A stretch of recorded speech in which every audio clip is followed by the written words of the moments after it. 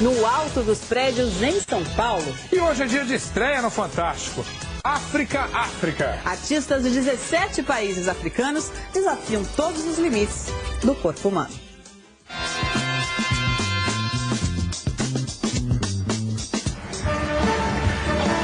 Eles são fortes, elásticos, extremamente ágeis.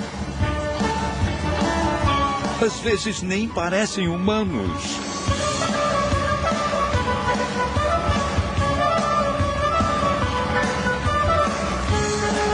Mais de 100 artistas vindos de 17 países da África mostram a partir de hoje um espetáculo único, exótico, arrebatador.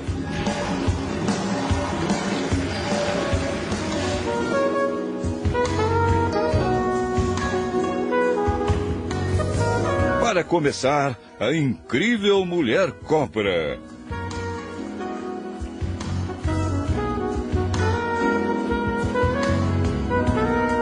Ela se chama Nokulunga Beteleeze. É sul-africana. Tem 18 anos.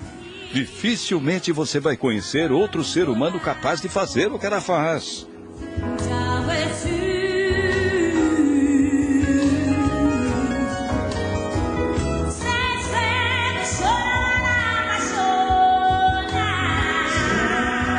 Incrível, não?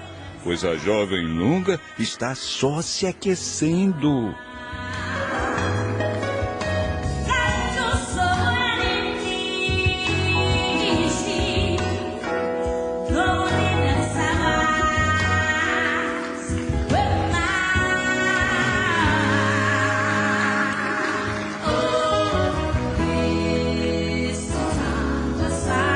A flexibilidade dela é impressionante.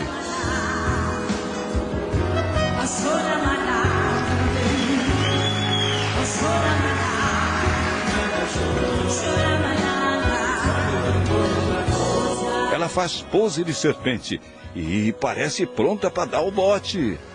Tudo isso sem tirar o sorriso do rosto.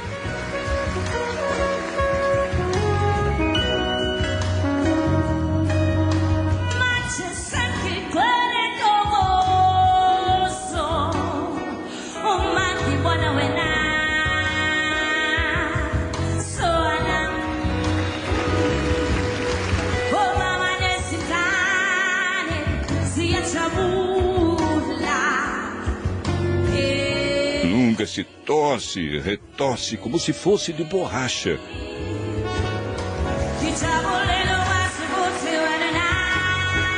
Ela começou cedo. Quando era uma criança de apenas 3 anos, Lunga já gostava de dormir com as pernas cruzadas atrás do pescoço.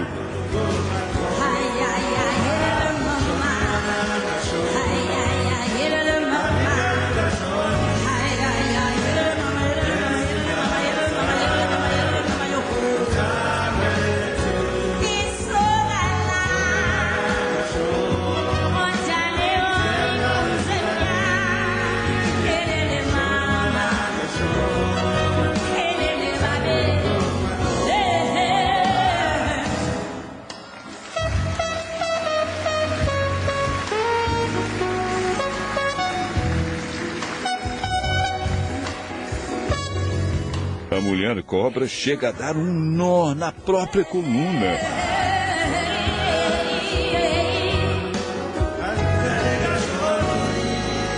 Não é fantástico? Não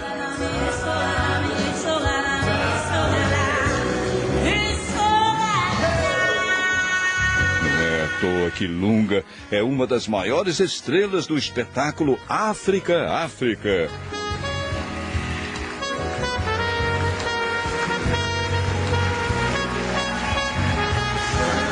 A extraordinária mulher cobra. Ela merece ou não merece os aplausos?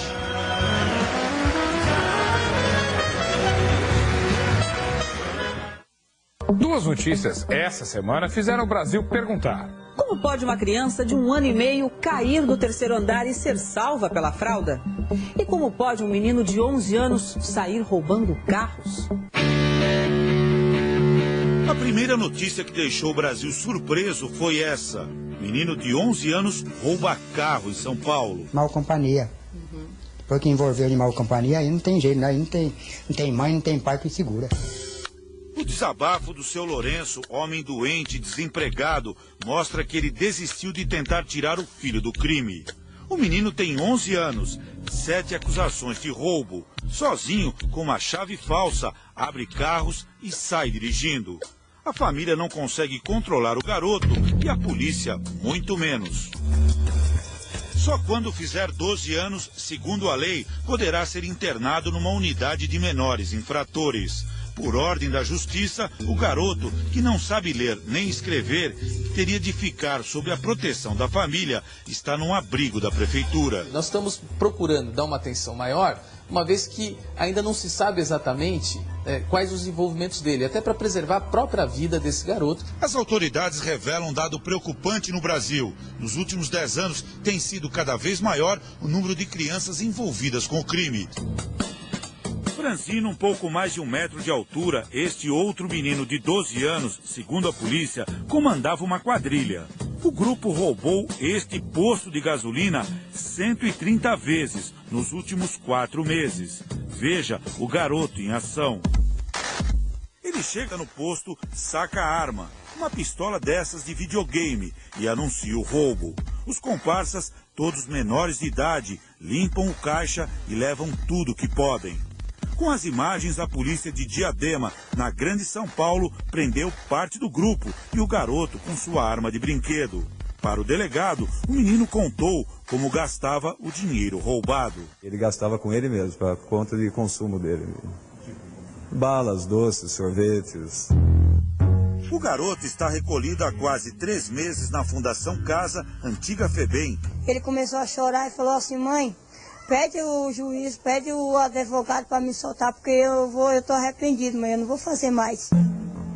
Dona Antônia é viúva há 3 anos. Sobrevive de catar sucata nas ruas. Divide esse barraco com os 3 dos 4 filhos. O mesmo drama atinge esta família de Bauru. 2 irmãos de 12 e 11 anos têm passagem pela polícia e pelo conselho tutelar. A tia conta que agora eles pararam. Deram uma parada, né? Eles estão mais sossegados agora. Mas um dos menores confessa. Qual foi a última vez que você furtou? Ontem. O garoto conta que já roubou pelo menos 10 casas e que vende o material para comprar crack. Uma das vítimas da quadrilha de menores é professora. A casa dela já foi invadida 4 vezes. Não é porque eles são crianças que eles não são capazes, porque a conversa deles, as gírias deles não são de criança. Eles não têm nada de inocente. O que você espera do seu futuro? A morte. Especialistas acreditam que é possível não ser a morte violenta a única saída para esses pequenos delinquentes. Não dá para dizer, olha, esse menino, pelo que ele já fez, a personalidade dele está fadada a ser um criminoso. De forma alguma, sempre a esperança. Recupera, na medida em que você identifique quais são as demandas, as necessidades desse garoto, conheça a família, vá buscando estabelecer desde aquelas questões de saúde, né, que você vai desde a vacinação, desde o entendimento de como foi a vida desse garoto, até a reinserção dele na escola. A outra história que impressionou o Brasil aconteceu no Recife. As mensagens de apoio não param de chegar neste site de relacionamentos. A maioria de Itajaí, Santa Catarina. Amigos, parentes do casal que se mudou para o Recife há 4 meses. Todos consideram um milagre Cauã ter sobrevivido à queda. Passava um pouco das 11 horas da manhã da última terça-feira, quando Silvio ouviu gritos no prédio vizinho. Cadê meu bebê? Cadê meu bebê? Quando vi, era o bebê que tinha caído. Pela janela, ele acompanhou o desespero de Franciele, mãe de Cauã. Ela gritou, disse que o bebê podia morrer e que queria salvar o bebê rápido. De acordo com testemunhas, no momento do acidente, a mãe de Cauã estava no quarto. A irmã dele, de 3 anos, foi a única que viu a queda. Com a ajuda de psicólogos, a menina contou à polícia o que viu. Cauã subiu no sofá verde, encostado à janela, que não tem rede de proteção. O menino de 1 ano e meio inclinou o corpo para fora e despencou do 3º andar. Ele bateu em um guarda-chuva que estava secando na janela do andar de baixo. A fralda se enganchou nas farpas de metal do muro do prédio e Cauã caiu no chão. Uma queda de mais de 10 metros de altura. Esta professora de física explicou que se a fralda não tivesse amortecido a queda, Cauã atingiria o chão a uma velocidade de 50 km por hora. Isto leva a um impacto de cerca de 3 toneladas. A fralda teve o mesmo efeito do cinto de segurança de um carro. Atenuou a velocidade da queda e o impacto pela metade. Depois de passar 4 dias internado em um hospital aqui do Recife, Cauã recebeu alta e se recupera em casa. Ele fraturou o fêmur da perna esquerda e 4 costelas. Ter escapado com vida da queda foi a segunda vitória de Cauã. A primeira foi ter resistido ao parto prematuro. A família que mora neste prédio na zona sul do Recife está abalada. Na primeira entrevista após o acidente, o pai contou como foi o reencontro emocionado com o filho. Eu comecei a chorar e me lembro que me trouxeram um copo d'água para me acalmar. Vizinhos, amigos e os pais de Cauã já foram ouvidos pela polícia, que abriu inquérito para investigar o caso. Uma perícia foi feita no apartamento. Os resultados vão determinar se a mãe de Cauã vai ser indiciada por lesão corporal culposa, sem intenção, ou dolosa, intencional. Mas para Alexandre, a mulher não foi negligente. Ela sempre foi assim, uma mãe bastante dedicada, tá? Sempre demos o máximo de carinho que nós podemos dar, tudo do bom e do melhor para as crianças.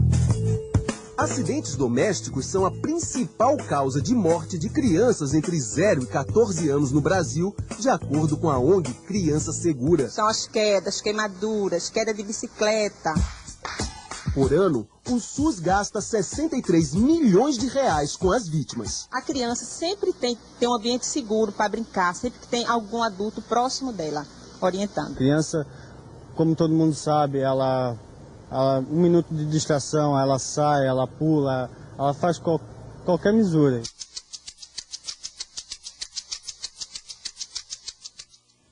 A família do estudante de odontologia que atropelou e matou um idoso em Tocantins vai pedir relaxamento da prisão do rapaz, alegando que tudo foi uma fatalidade. Preso em flagrante, o estudante debochou da situação. Na casa de Raimundo Gonçalves Lima, o seu Doca, o domingo foi de muita dor. O carroceiro de 84 anos estava trabalhando ontem nas ruas de Araguaína, Tocantins, quando foi atropelado. Consolada por parentes e amigos, a viúva Dona Terezinha mal consegue falar. Só Deus sabe a dor que eu sinto dentro de mim. Apesar da idade, seu Doca era um homem saudável. Trabalhou, ficar sem trabalhar. Vou adoecer, ficar sem trabalhar. Tenho que trabalhar todo dia. A vida longa do carroceiro foi interrompida aqui nesta avenida. Segundo testemunhas, o estudante de odontologia César Ferreira, de 28 anos, dirigia em alta velocidade quando atingiu a carroça de seu Doca. O idoso ainda foi socorrido com vida, mas morreu no hospital. Preso em flagrante, o estudante se recusou a fazer o teste do bafômetro. Visivelmente alterado, descreveu o acidente. Foi eu vinha vindo, o jovem entrou na parada e pai, eu tava nele. César ainda debochou para a câmera. É pra botar no ar, muito louco. O estudante foi submetido a um exame de sangue e o resultado deve sair na próxima semana. Ele passou a noite nesta cadeia, isolado em uma cela, e não recebeu visitas. O padrinho de César, que também é advogado, quer ver o afilhado livre. Porque nós entendemos que ali foi uma mera fatalidade. Né? E eu acho que ele possui condições de responder esse processo em liberdade. Sobre o comportamento diante das câmeras, tentou justificar. Ele deve ser julgado pelos atos dele, pelo ato de ter praticado um crime de homicídio, que no meu entendimento é culposo e não doloso. Não pelo fato de ele ter aparecido nas câmeras fazendo este ou aquele gesto. Porque cada cidadão tem uma reação quando pressionado ou quando ele se vê em situação que ele não esperava. Bem, vamos dar uma volta ao mundo em 1 minuto, usando as câmeras que transmitem ao vivo na internet. O Fantástico confere o que está acontecendo agora em alguns pontos do planeta Terra. É o Planeta ao Vivo e nossa primeira imagem é do Muro das Lamentações de Jerusalém, Israel. Lá são são 5 horas a mais, são 3 horas da manhã, perdão, são 6 horas a mais, 3 horas a mais, 3 horas e 13 minutos. E você vê o movimento, claro, pela madrugada, um pouco tranquilo ali em Israel. Nossa outra imagem é em Washington. Essa é a residência, a casa do panda no Zoológico Nacional de Washington. 1 hora para trás, são 8 horas e 13 minutos por lá. E, claro, como a gente pode ver, o panda já deve ter comido e está descansando. Essa imagem agora é de Trafalgar Square, em Londres. 4 horas a mais, 1 hora e 13 minutos da manhã. Movimento já baixo, lá no meio da madrugada, a madrugada começando em Londres. Vamos então para os Estados Unidos. Essa câmera está acoplada num caminhão que está ligado, aliás, a câmera está ligada sempre 24 horas. Nesse momento, esse motorista percorre o estado do Arizona, agora, claro, parado num posto para abastecimento. Lá são 4 horas a menos, são por volta das 5 horas e 14 minutos da tarde.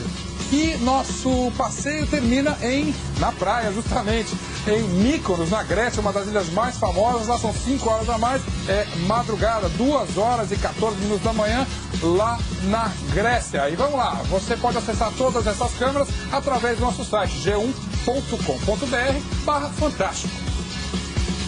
Bacana, não? Admirável Mundo Novo. O Profissão Repórter vai mostrar na terça-feira. Tem muita gente registrando em vídeo tudo que vê pela frente. As câmeras estão por toda parte e enxergam cada vez mais longe. O Profissão Repórter vai recuperar as histórias captadas pelos circuitos de segurança.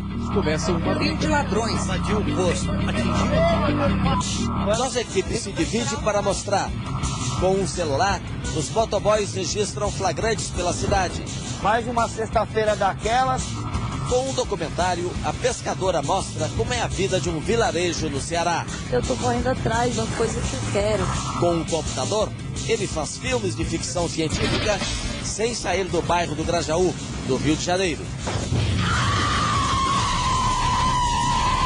Tudo o que acontece na frente e atrás das câmeras, os bastidores da notícia, os desafios da reportagem. Nesta terça-feira, logo depois de Toma Lá da Cá, no Profissão Repórter. Depois dos comerciais, porque a família brasileira está encolhendo e na hora de procurar trabalho... Cuidado com o que você anda revelando na internet. Pode custar um emprego. E veja também. Como é que é? Desenhar num prédio lá longe com a luz de uma lanterninha. É uma pintura fita de luz assim, ao vivo? É isso mesmo e muito mais.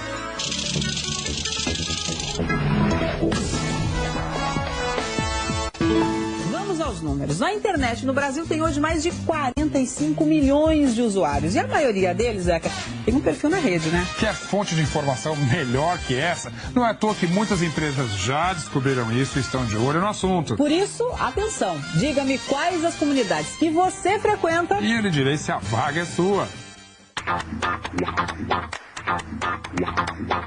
Você que já passou pela internet tem ideia do número de comunidades estranhas que habitam esse universo. Por exemplo, aqui a gente reuniu uma galera que, claro, participa de algumas comunidades. Rafa, você já chegou a fundar uma ou participar de uma meio estranha?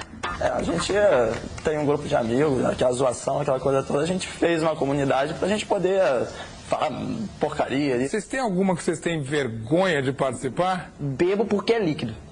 Essa moçada tem em média 20 anos. A maioria está trabalhando ou faz estágio. Talvez por isso eles já desconfiam de que um perfil duvidoso na internet possa prejudicar a carreira. Qual é o limite para vocês? Você já vira uma comunidade e você fala, nossa, essa tá um pouco pesada demais. Sei lá, anorexia. Tem comunidade de anorexia, tem comunidades de pessoas que têm preconceito com alguns certos tipos de coisa. Tem que estar dentro do limite. Até você ter o odeio segunda-feira. O que vão achar de mim no meu trabalho? Sua intuição tá ótima, porque a gente tem exatamente o personagem que deixou de entrar numa vaga justamente por causa dessa comunidade. Não é que eu não gosto de trabalhar. Eu não gostava e continuo não gostando da segunda-feira. Qual foi o problema? No meio da entrevista, entre capacitação, experiência profissional, veio alguma pergunta solta no ar. por que você detesta segunda-feira? E eu acho que você levou um susto grande quando percebeu que você tinha sido espionado. Eu, na verdade, não sabia o que fazer, tá? Porque eu não sabia se eu respondia, se eu fugia, e agora? Porque, assim, fato, o que eu fiz? Eu admiti. Você aprendeu alguma lição com isso? Na própria segunda-feira, né, que foi o dia da entrevista, quando eu cheguei em casa, foi um suicídio. Então, eu simplesmente sumi com perfil, comunidades e qualquer menção que tivesse. Mas tem também o outro lado da história. O Ney, por exemplo, usou um site de relacionamento a seu favor na hora de procurar um emprego, não é isso? Por que não eu utilizar isso em meu favor, claro, para poder descobrir qual era o perfil da minha entrevistadora e criar uma empatia melhor com ela na entrevista. Na hora da entrevista. Olhei livros que ela costumava ler, lugares que ela frequentava, músicas que ela ouvia. Foi contigo, né? Te pegou um pouco de surpresa? Então, eu descobri um dia da entrevista também, porque eu fui olhar o meu perfil no site de relacionamento e eu vi que tinha uma pessoa que tinha visualizado meu perfil. Aí eu lembrei do nome e falei, peraí, isso aqui é candidato. Bom, eu fui contratado. E é isso que interessa. Melhor mesmo é ouvir a opinião de um expert. A Elis é diretora de recursos humanos, é isso, Elis? É isso mesmo. Nessa empresa, e pegamos 2 perfis aqui nesse site de relacionamento. O que te chamaria a atenção? Eu odeio trabalhar. Tudo que a gente encontra nas comunidades, assim, a gente não pode levar assim, com tanta seriedade. No processo seletivo a gente checa, mas ele não é um fator decisório de forma alguma. Nesse outro perfil aqui pode ser uma brincadeira, mas quando eu falo eu quero passar mal e essa comunidade é de alguém que gosta de beber, não acende uma luzinha? Eu acho que é importante reforçar que tudo que incita violência, preconceitos ou padrões comportamentais que não são adequados para a sociedade, eu acho que não é nem na questão do processo seletivo, é o que é aceitável para a sociedade. E não só isso, veja o que pode queimar o seu perfil. Cometer erros gramaticais, descuidar da imagem, pertencer a comunidades que demonstram atitudes exageradas. Se vocês tiverem que pensar na comunidade para pegar bem. Torcedores de paz com relação à violência no estádio. Eu tenho uma dessa, por exemplo. Boa. Qual é que é a sua? Eu não traio. Boa, essa pega bem também. Pode até ser mentira, mas tu gosta. Quer impressionar bem? Então deixe claro que você tem uma boa formação acadêmica, mostre que é culto, gosta de ler e fala línguas.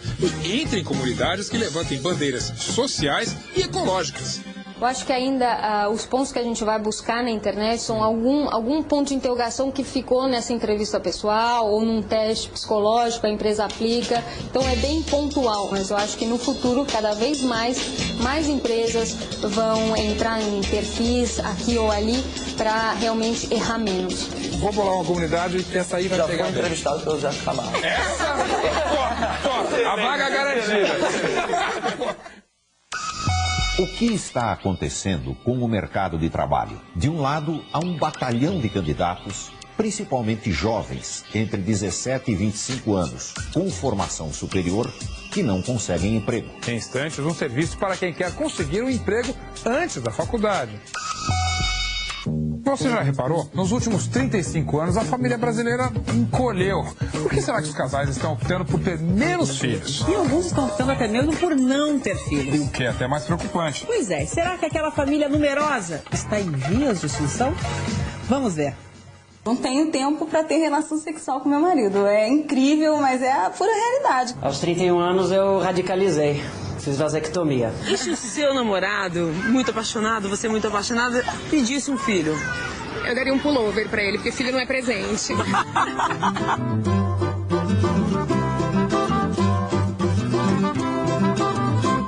Na década de 70, a família tinha em média 6 filhos. Na década de 80, baixou para 4. Em 90, a média já era 3. Segundo o IBGE, hoje a média está em menos de 2 filhos. Se a gente for projetar isso para a família do futuro, vai ter uma hora que nós vamos ter que fazer campanhas de incentivo à maternidade, porque vai acabar a população se não tiver, se as mulheres decidirem daqui a algum tempo não ter mais filho.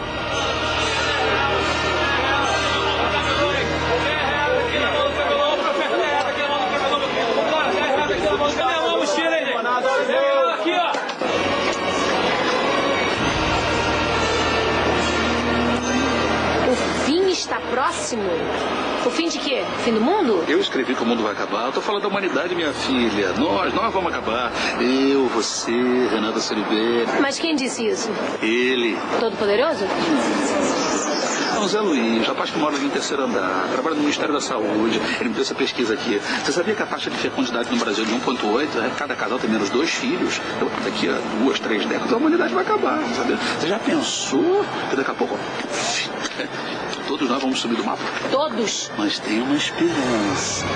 E a esperança tá ali. É Zé Luiz? Não, do Rio. Aqui, ó. Tem um vizinho dele aqui. Valdinei. Moreno gostoso, corpo escultural, sem decepções. Mas você é o Valdinei? Sem decepções.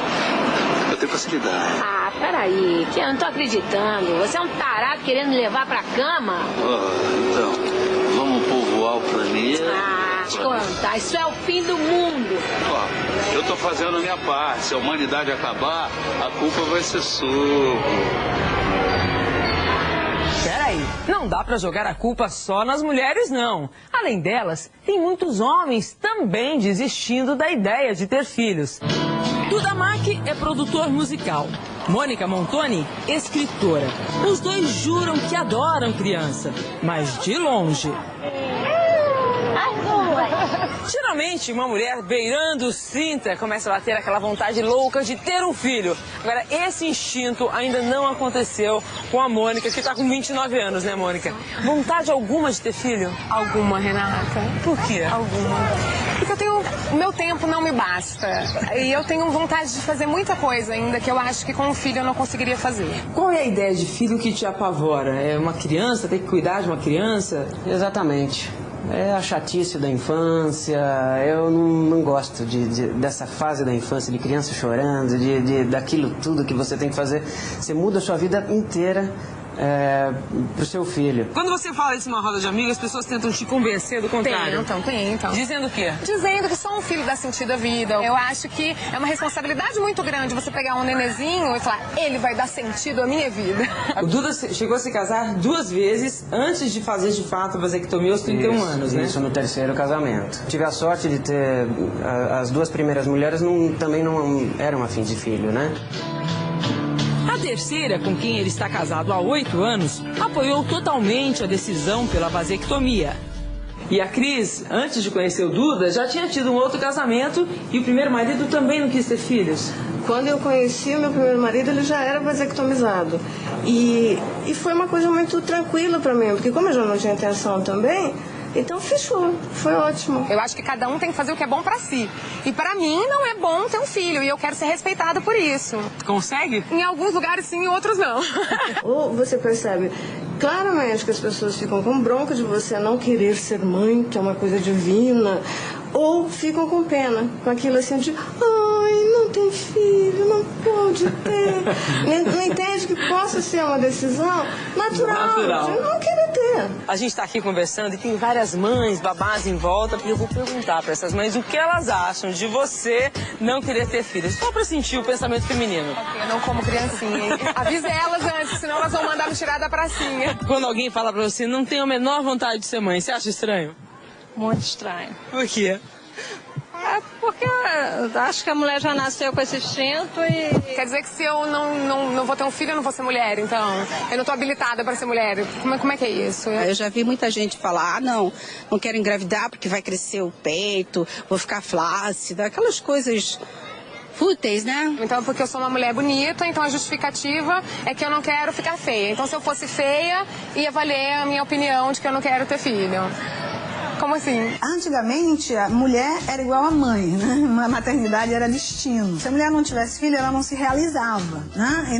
E não realizava os outros. Hoje, a maternidade é uma escolha, é uma opção. As mulheres podem ser alguma coisa mais do que mãe. Mesmo quem quer muito ter filhos, também tem dificuldade na hora de optar entre ser mãe ou investir na profissão.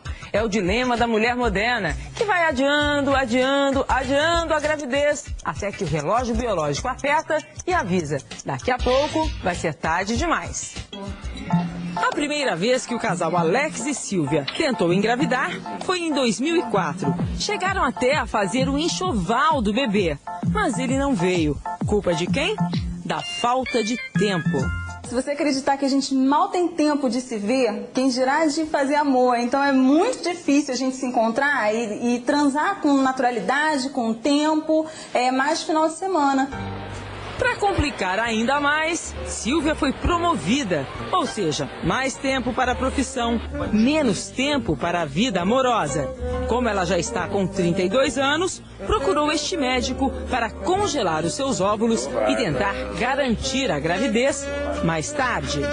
No caso específico dela, ela optou por tentar induzir a ovulação, congelar esses óvulos para no futuro, no momento que ela achar mais apropriado para a vida do casal, fertilizar esses óvulos e tentar essa gestação. Agora, ela tem um limite máximo de idade para fertilizar esses óvulos congelados? De um modo geral, eu recomendo que as mulheres que, por alguma razão, tentem retardar sua gestação através da criopreservação dos óvulos, pensem em fertilizá-los e transferi-los no máximo aos 50 anos de idade. E aí, minha filha, quando é que você vai dar um netinho pra sua mamãe? Se depender do meu marido, nunca. Ali, lá vem o traste. Monsenhor, cadê o controle remoto, hein? Tá aí do teu lado, imprestável. Oh, minha filha, não fala assim com ele. Ele é tão fofo. Fofo, né? Quando eu casei, as minhas amigas me diziam a mesma coisa. Ele é tão fofo. Aí agora eu tô louca pra engravidar e na hora do vamos ver, é fofo. Mas é porque os pandas são assim mesmo, minha filha. Você tem que ter paciência. Você não tem alguma coisa pra beliscar? Tem, eu. Coisa imprestável. Olha, um dia ainda me irrita, esse panda ainda acaba virando tapete. É porque ele é tão fofo. Que coisa linda de sogra, gente. Que ótimo. A família é uma das mais antigas instituições do mundo e da história. Ela sobrevive porque tem sempre a capacidade de se adaptar e mudar. E à medida em que ela vai mudando, vai tomando cara nova, vai absorvendo o seu tempo. Você viu aqui na nossa série Dona Hermínia e seus 13 filhos, Gil Velho e seus 7 casamentos, Francisco e Nancy morando em casas separadas, Sérgio e o pequeno Theo. Viu também Vasco e Júnior, que adotaram a Teodora. Que família é essa? Toda forma de família vale a pena. Será que é possível imaginar uma família daqui a 20 anos? Prever como será o dia a dia do pai, da mãe, dos filhos? Um exercício de futurologia que começou 2 domingos atrás aqui no Fantástico nos leva até o ano de 2028.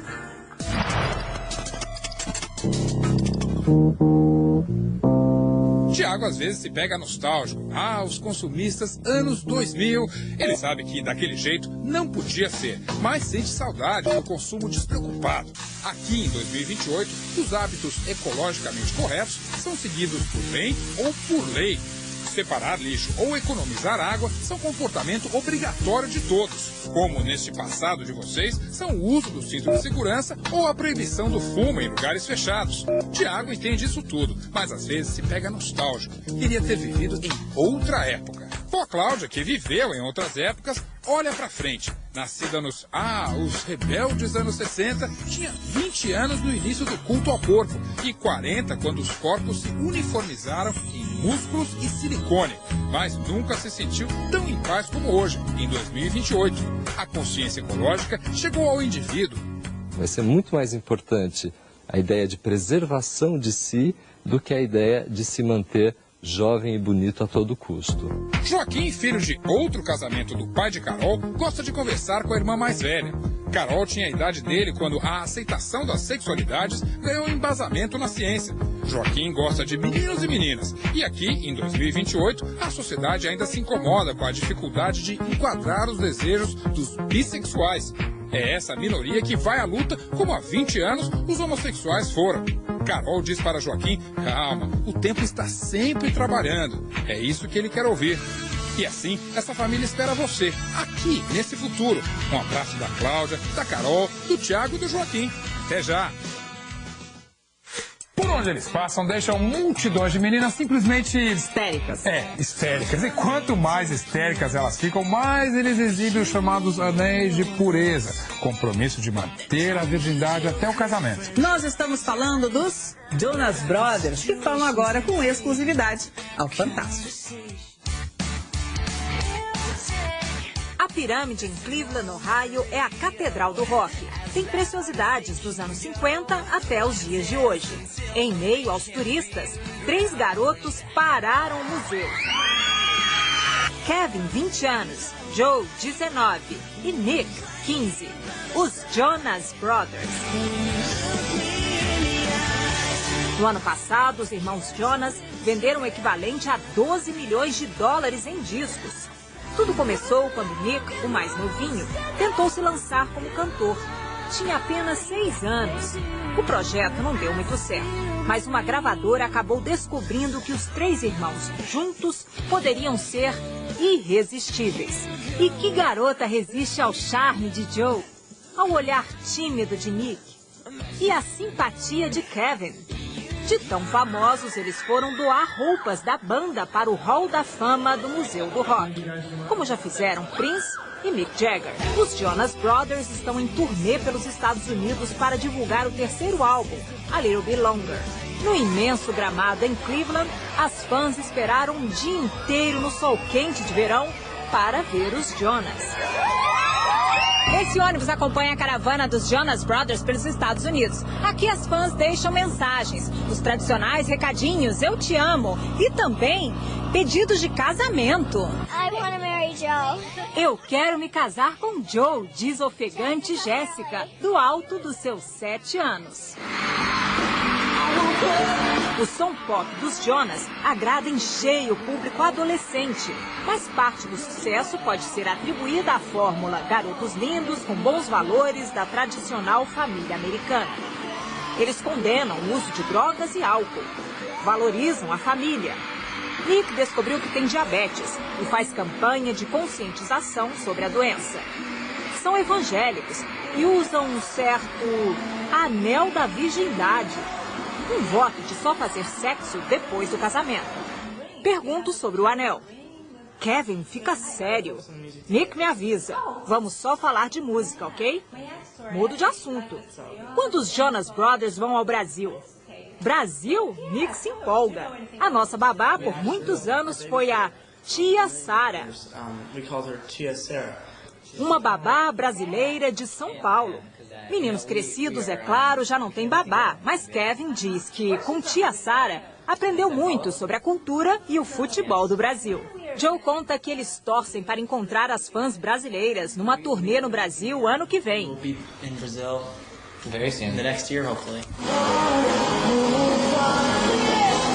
Os 3 vão para o camarim e reaparecem no palco no estilo Jonas Brothers. Terninhos bem cortados, acrobacias no palco, para delírio das fãs dos Jonas.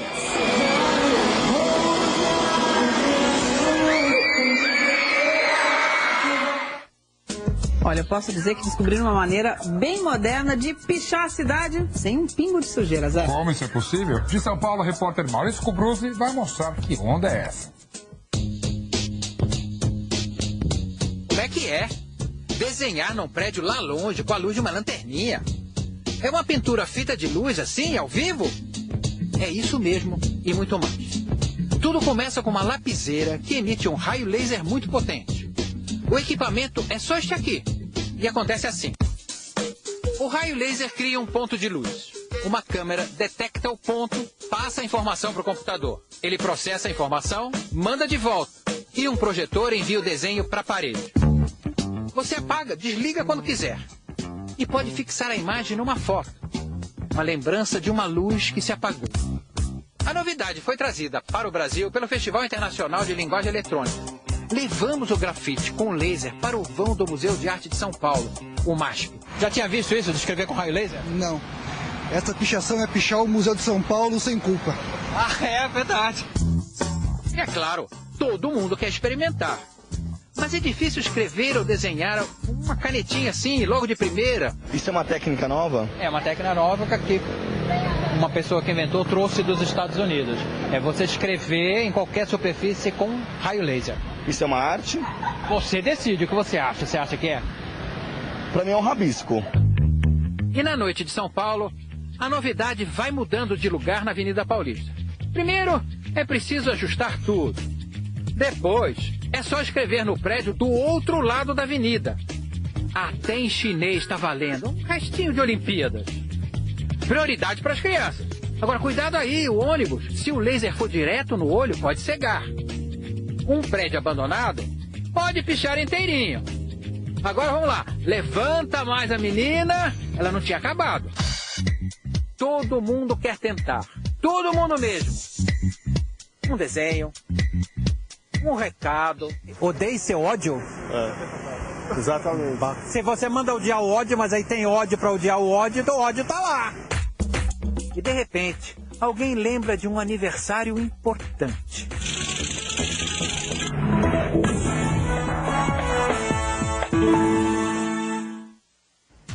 Depois dos comerciais, por que muitas crianças abandonam a escola? E veja também.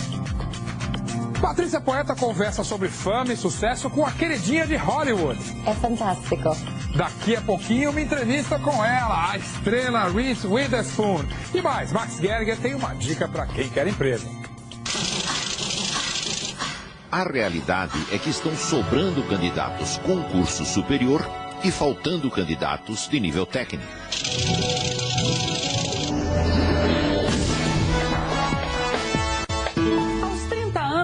Ela ganhou um Oscar. Hoje chega a faturar mais que 2 estrelas de peso. Angelina Jolie e Nicole Kidman. Estamos falando de Reese Witherspoon, a atual queridinha de Hollywood. Ela passou um dia só no Brasil, mas não perdeu tempo. Entre entrevistas e trabalhos, Reese fez um programinha bem brasileiro.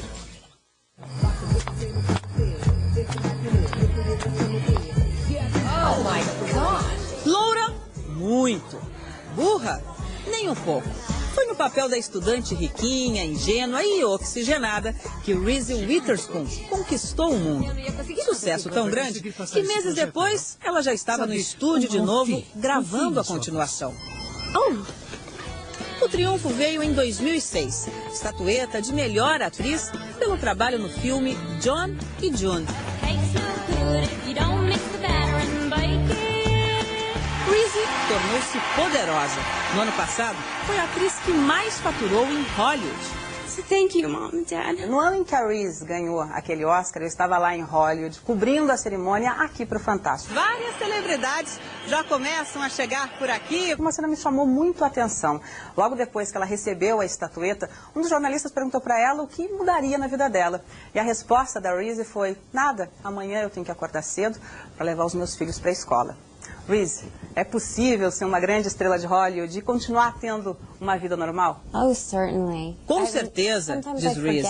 Cresci numa família bem normal e ainda tenho muitos familiares ao meu redor. Eles garantem que eu me mantenha pé no chão. Esta estrela pé no chão, mãe dedicada, veio ao Brasil para lançar uma campanha mundial de alerta para a violência contra a mulher. Reese acha terrível o número de mulheres vítimas de violência doméstica. Só no Brasil, uma mulher é agredida dentro de casa a cada 15 segundos. A atriz conta que é assim em todo o mundo. E lembra de uma japonesa que lhe confidenciou como era bom conseguir falar de seus sofrimentos. O que você acha que foi escolhida como símbolo desta campanha? Ela diz não saber. Talvez seja por ter feito vários papéis de mulheres muito fortes, ou porque é uma garota que veio do interior e sempre trabalhou duro para ter a carreira que tem hoje. A batalha, diz ela, talvez reflita na minha imagem como atriz. Pergunto que desafios ela ainda tem na carreira depois de ter ganho o Oscar tão jovem. Ela fala de 2 filmes que está fazendo. Uma comédia sobre a época de Natal e um filme para crianças em que faz o papel de monstro. Para ganhar outro Oscar? Pergunta. Just have fun, enjoy myself. Apenas para me divertir, ela diz. Perto do final da entrevista, tento matar minha curiosidade. Quem tem levado seus filhos para a escola enquanto você está aqui no Brasil com a gente? Oh, well, my mother, my father, and my brother, and Reese acha a graça da pergunta e conta que a sua família que cuida das crianças no momento e que é por causa delas que passou apenas um dia no Brasil. Pouco, mas tempo suficiente para provar. Caipirinhas. E sabe onde ela tomou caipirinha? Samba music last night. No samba. Ela achou tudo lindo, divertido. Diz que sentiu a alma do país. I felt the spirit of the country. Mas se espantou. On a Wednesday. Not even on a Friday. Numa quarta-feira, ela se diverte. Aproveito para brincar. Quem sabe um dia você não vai viver um papel em que tenha que dançar samba. Ela não perde o rebolado. Will you come and be my teacher? Pergunta se eu posso ser sua professora. Quem sabe? Mas antes, eu vou ter que praticar muito, Reese.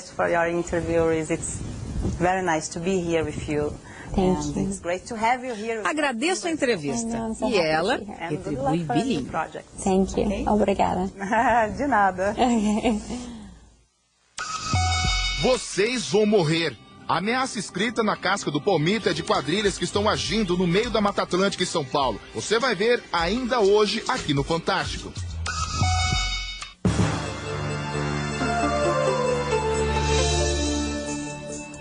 Mais de 4 milhões de estudantes brasileiros se inscreveram para o Enem, Exame Nacional do Ensino Médio, um recorde de inscrições. A prova foi hoje. O exame não é obrigatório, mas é importante para o futuro do aluno. Muitos candidatos fizeram uma prova de vestibular na prática. É que mais de 500 universidades no Brasil aceitam o Enem como um critério de admissão. Você passa a vida toda estudando para chegar na faculdade, para entrar, se preparando. Então é agora, eu tenho que passar. Os organizadores do Enem deram 20 minutos de tolerância para os que chegaram atrasados. Alguns não conseguiram entrar mesmo assim. Tempo, dinheiro, estudo, tudo perdido. A redação, que vale metade do total de pontos da prova, foi sobre meio ambiente. Era só um pouquinho de conhecimento geral que dá para sair bem. É muito texto para você ler e interpretar. Aí acho que eu fui bem, sim. Um dos maiores problemas do sistema público de educação no país é o abandono escolar. E resolvê-lo depende muito da gente. O Fantástico foi às cidades com o maior e o menor índice de abandono escolar e descobriu que elas vivem em condições muito parecidas, mas encaram os estudos de forma bem diferente. 3 pequenas cidades, 3 Brasis tão diferentes quando o assunto é educação. Você tem que sair da escola por quê? Porque ele vai trabalhar para fazer a boia, que ele não tem pai para dar ele. Aí ele saiu da aula.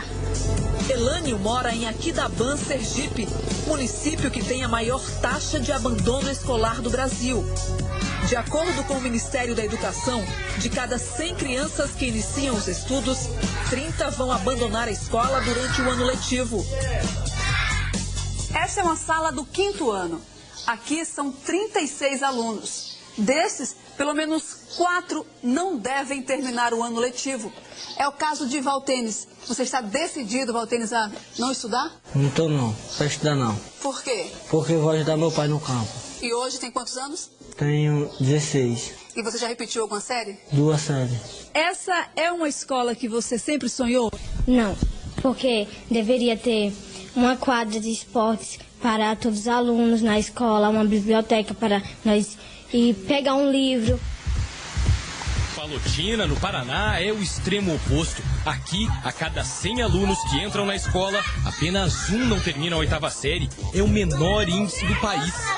Essa conquista veio com a estrutura da escola, é claro, mas também com a percepção de que para manter os alunos mais carentes estudando, apenas o trabalho tradicional aqui dentro não seria suficiente. Nessa escola, em um distrito rural de Palotina, os alunos brincam em um pátio enorme, aprendem xadrez e computação e ainda tem aula de reforço. Se ficarem o dia inteiro na escola, fazem 3 refeições por dia. Se o aluno faltar 3 dias seguidos, a escola liga o sinal de alerta. Como professora, quando eu percebo a coisa, eu já chamo a mãe. Ó, seu filho tá assim, assim, tá... desanimadinho, não tá acompanhando as aulas. Vamos ver o que é? As mães não gostam muito, sabe, desse chamadinho. Mas eu sempre digo, não sou doce. Gostou, não gostou, tô fazendo. Robson faltava muito, chegou a repetir de ano. Ele e os irmãos não tinham sapato nem roupa para ir para a escola. O colégio resolveu o problema. O legal da escola é que eles ajudam tanto no ensino, quanto também se a família está passando por necessidade, alguma dificuldade, eles ajudam. Hoje o bom professor é aquele que segura na escola, consegue aprovar ele, mas é com outro olhar. Porque a escola investe no aluno, no professor, o município também e o estado também. Então o aluno para nós, o lugar do aluno é na escola. A terceira cidade que visitamos foi Lagarto, também em Sergipe. Em 5 anos, as escolas públicas daqui conseguiram reduzir em 1/3 o número de crianças que deixa a escola. Foi preciso um esforço coletivo. Direção, professores e pais conseguiram resultados que pareciam impossíveis. Atraíram os alunos para cantinhos como esse. Espaços que estão sempre disputados. A leitura faz parte do nosso conhecimento na escola para ter um futuro depois. Se a gente pensar num fósforo, né? A criança é um potencial, ela está como se fosse um fósforo apagado, e quando você risca, esse ato de riscar o fósforo é a educação que dá essa possibilidade do potencial se transformar em competências. E é a educação que pode transformar, inclusive, a desigualdade social. Eu não sabia ler, não sabia uma letra. E sua mãe em casa reclamava porque você não sabia ler? Como é que ela dizia? Ela me batia. A mãe dele hoje trabalha na escola. Eu ficava muito nervosa porque eu botava ele para ler e ele tinha dificuldade, não conhecia as letras. E aí eu ficava bastante nervosa com isso, né? Agora ele gosta muito de ler, lê bastante. Quando ele não está fazendo nada, quando eu penso nele, ele está na cama com um livrinho lendo. E eu fico muito feliz com isso. É uma criança que gosta muito de... Se você colocou na cabeça que a melhor solução para o sucesso profissional é entrar na faculdade imediatamente, pare para pensar. Quem ajuda você é o consultor de empresas Max Gering. Ele mostra agora que existe um caminho mais curto para você entrar no mercado de trabalho.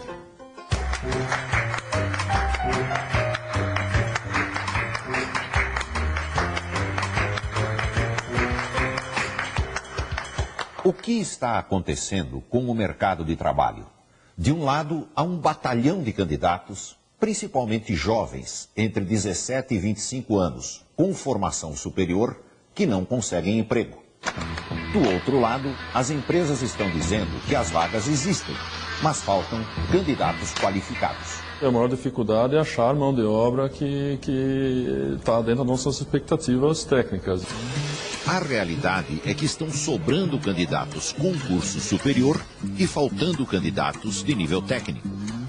Foi isso que fez Ronald desistir da faculdade de economia para começar um curso de técnico em cerâmica no Senai. Eu ia estudar uma coisa que ia ficar 4 anos e meio estudando aquilo, e depois, como é que eu ia conseguir mercado? Não ia ter mercado para trabalhar. Então. Formado pelo Senai, Kleber desenvolve projetos de potes e tampas plásticas numa fábrica em São Paulo. Em apenas 10 meses na empresa, ele já foi promovido e passou a ganhar um ótimo salário. O técnico, após o seu estágio, ele é contratado por salários de R$ 2.500. Que primeiro emprego você consegue começar com esse valor de salário? A faculdade ficou para o ano que vem. Se tivesse já embarcado na engenharia logo depois de ter terminado o ensino médio, eu acredito que nesse salário que eu estou hoje em dia não estaria lá. Atualmente, informática é o setor que mais está oferecendo vagas. Estima-se que nos próximos 5 anos haverá uma falta de 100 mil técnicos em informática. O mercado também está à procura de técnicos em logística, um curso em alta no momento. Hoje o mercado está aquecido para esse profissional de logística. A grosso modo a gente tem isso de R$ 1.000 a R$ 1.100 o operacional começando e o gerencial na faixa de R$ 2.000 a R$ 2.500. E no outro extremo do mercado de trabalho haverá um excesso de dezenas de milhares de bacharéis em direito, jornalistas e psicólogos. No Brasil, ainda é forte a cultura do bacharel. Aquela impressão de que um diploma de curso superior, qualquer que seja, irá resultar em mais oportunidades do que um diploma de curso técnico. Qual é a vantagem de ter feito o técnico antes de fazer a faculdade? Experiência. Você ganha muita experiência, acaba saindo na frente de muita gente que faz faculdade e não tem essa experiência de trabalho mesmo, de vivência, de rotina, e isso a gente consegue ter com o técnico. A falta de técnicos é tão acentuada que muitas empresas estão fazendo parcerias com escolas profissionalizantes. Uma recente pesquisa da Confederação Nacional das Indústrias mostra que 61% das empresas pesquisadas estão capacitando seus próprios técnicos. É o caso desta multinacional alemã que produz máquinas para a indústria automobilística em São Bernardo do Campo, na Grande São Paulo. 90% dos engenheiros recém-formados que vêm aqui acabam não dando certo porque eles não conseguem entender os problemas da fábrica. Tanto que nós temos uma escola, um centro de treinamento aqui, de 2 anos de duração, nós formamos nossos próprios técnicos. 10 alunos com idade entre 14 e 15 anos têm aulas de 7 da manhã às 4 da tarde dentro da empresa. Uma rotina puxada para Caio, que ainda frequenta o ensino médio à noite. Mas ele acha que vale a pena o esforço. Esse curso técnico vai ser muito bom para mim no futuro, vai me abrir muitas portas. E vai mesmo. Quase todos os alunos formados pelo curso, oferecido em parceria com o Senai, são contratados. O curso técnico, ele te dá um empurrão. Você consegue uma profissão, um salário razoável, que dá para você pagar a faculdade. O caminho mais indicado é dar um passo de cada vez. Fazer um curso técnico, conseguir um bom emprego e depois investir em cursos de especialização, incluindo o curso superior mais adequado. No site do Fantástico você encontra uma lista completa dos 185 cursos técnicos disponíveis no Brasil, elaborada pelo Ministério da Educação. Vamos falar no próximo episódio sobre outra alternativa para você entrar no mercado de trabalho, o curso de tecnólogo. Mais curto do que uma faculdade convencional. Quais são as vantagens? Quais são as armadilhas? Até lá.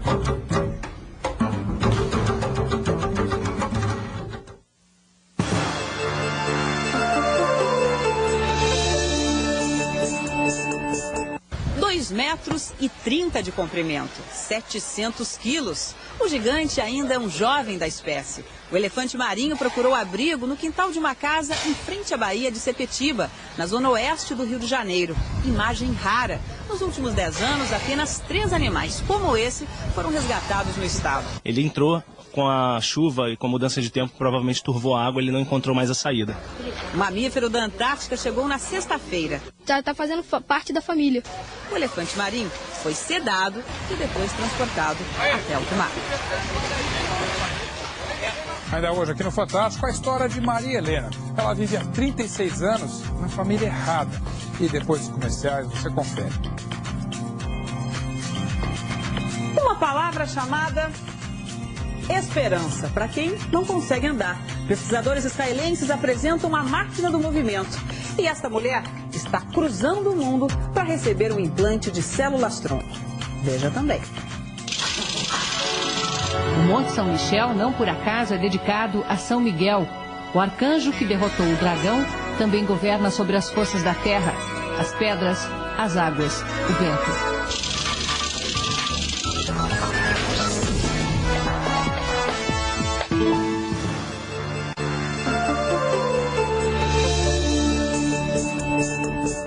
Morreu hoje no Recife, aos 62 anos, um dos maiores representantes do maracatu do Nordeste, Manuel Salustiano Soares, o mestre Salu.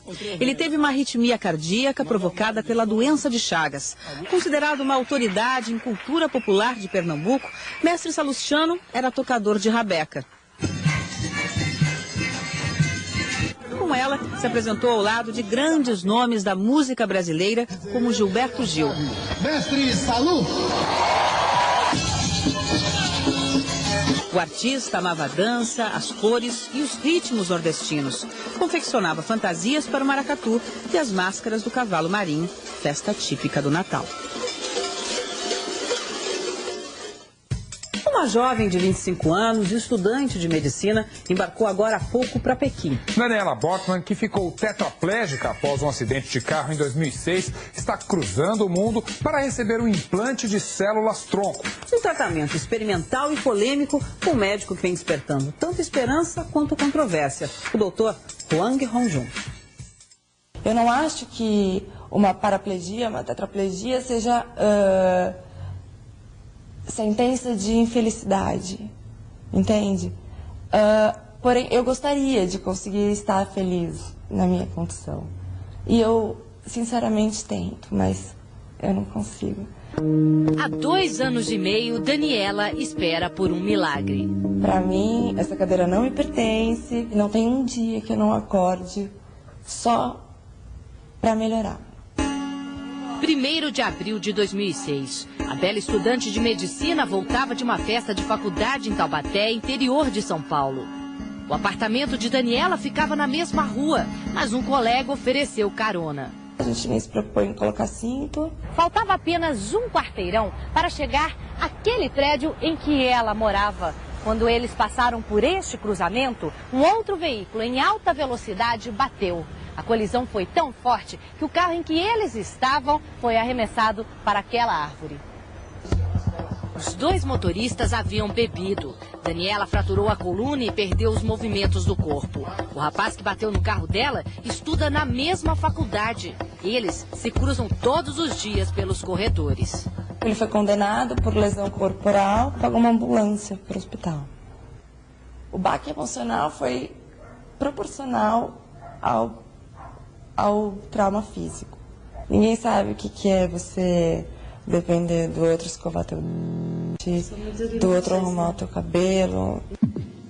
Por mês, são R$13 mil gastos com um regime de internação domiciliar. A família teve que vender uma casa para arcar com as despesas do tratamento. Hoje, Daniela precisa de cuidados especiais 24 horas por dia. Isso é o que mais dói nela, ela ter que depender das outras pessoas.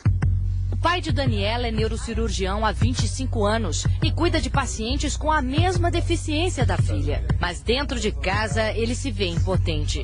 Não pode trazer esperança para quem mais gostaria.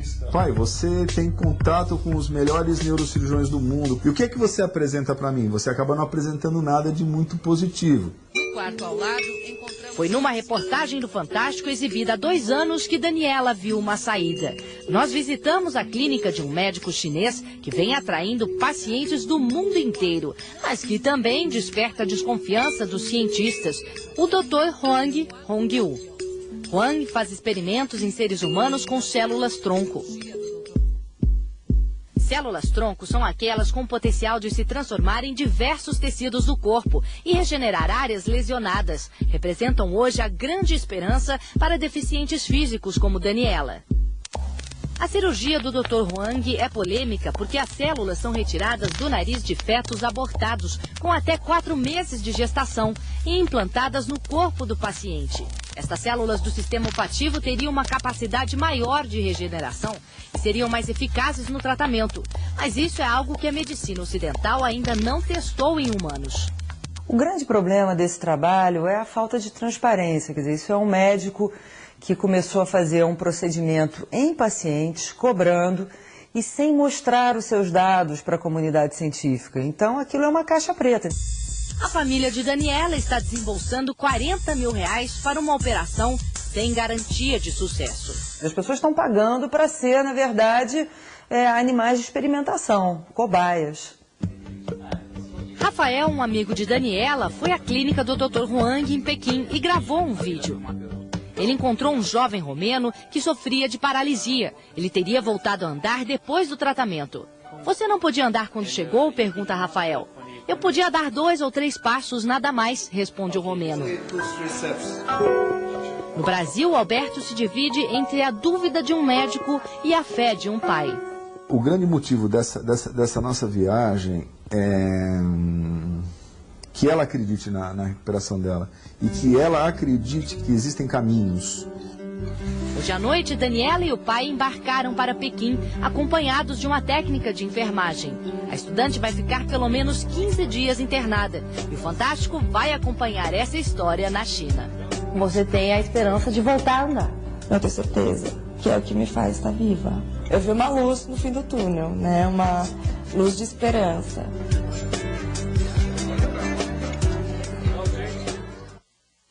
Uma invenção apresentada esta semana devolve a esperança a milhares de pessoas. É uma máquina de andar, capaz de devolver a paraplégicos a capacidade de ficar em pé e também de caminhar. Né? Ela vem de Israel. O repórter Alberto Gaspar conversou com pacientes que estão testando o aparelho.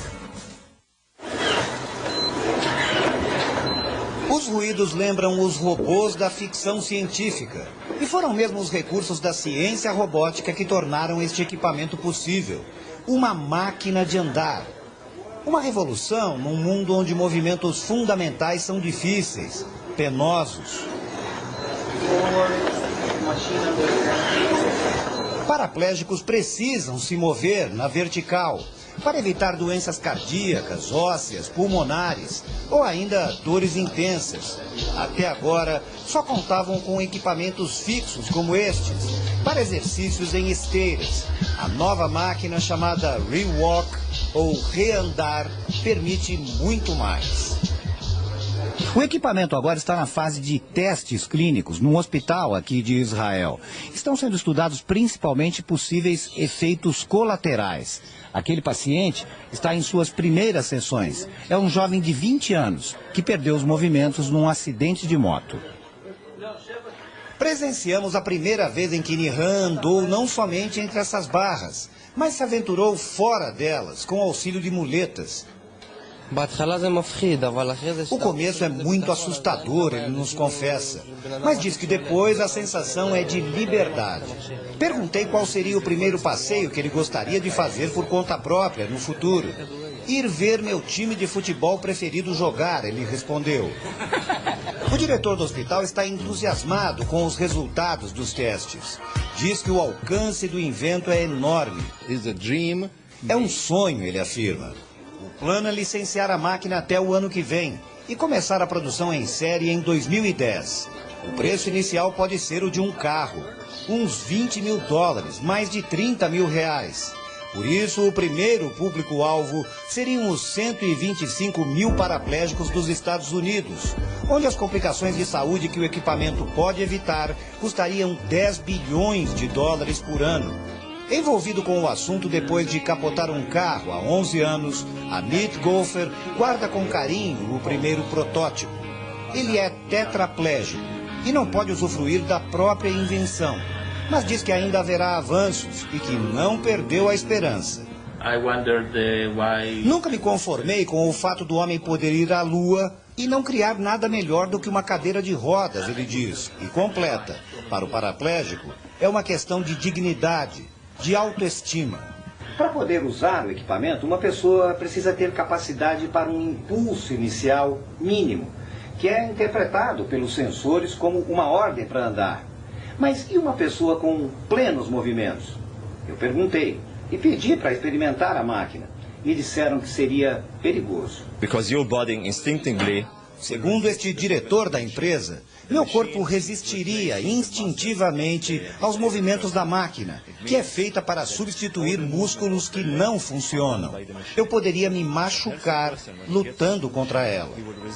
Todos os movimentos são programados e regulados por este controle no pulso. Ninguém está tão adaptado a eles como o Radi, israelense de origem drusa, ferido numa batalha no Líbano na década de 80, ele voltou a andar depois de 20 anos. Hoje trabalha fazendo demonstrações da máquina que mudou a vida dele. Atravessa ruas, sobe e desce degraus e explica a diferença em relação à cadeira de rodas, por melhor que ela seja. Passei 20 anos falando com as pessoas de baixo para cima. Hoje posso conversar com você olhando nos olhos. É uma grande diferença, ele diz.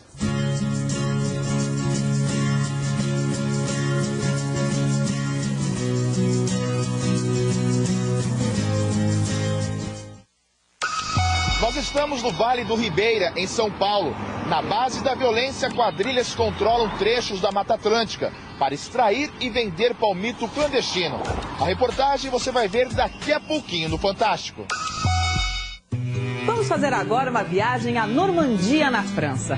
A repórter Sônia Bride foi até o Monte São Michel, um dos lugares mais lindos do mundo. Alguma coisa vai acontecer por lá.